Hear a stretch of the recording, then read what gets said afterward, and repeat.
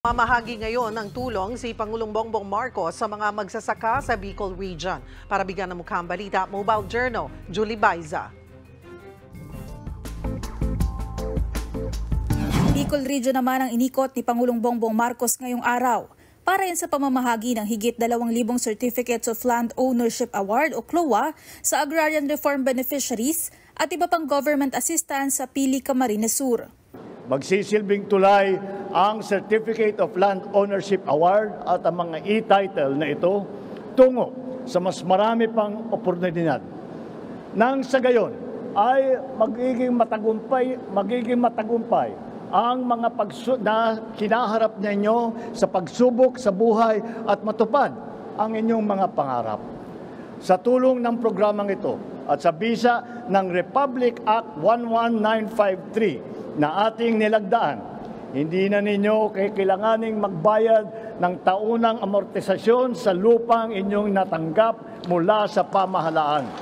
Sa halip daw, mas tutulong pa ang gobyerno para mapaganda ang ani ng mga ito. Bukod daw kasi sa titulo, nakapaloob din sa batasang suporta sa pamamagitan ng pagbibigay ng makinarya at binhi sa mga magsasaka. Inilatag din ng Pangulo ang mga infrastructure program sa Bicol Region na makatutulong sa transportasyon ng mga produkto. Pabibilisin din natin ang pag-ani ng inyong produkto at paghahatid ng pagkain sa mga mamamayan nang matugunan ang tumataas na demand sa pagkain sa buong bansa. Natapos na rin namin ang 8 farm-to-market road na maglalapit sa ating mga magsasaka sa mga mamimili. Kaugnay nito, siyam pa ng farm-to-market road ang ating ipapagawa sa iba't ibang bahagi ng Region 5. Bukod sa mga magsasaka, tutulong din daw ang gobyerno sa mga mangingisda sa pamamagitan ng pagbibigay ng mga unit ng bangka.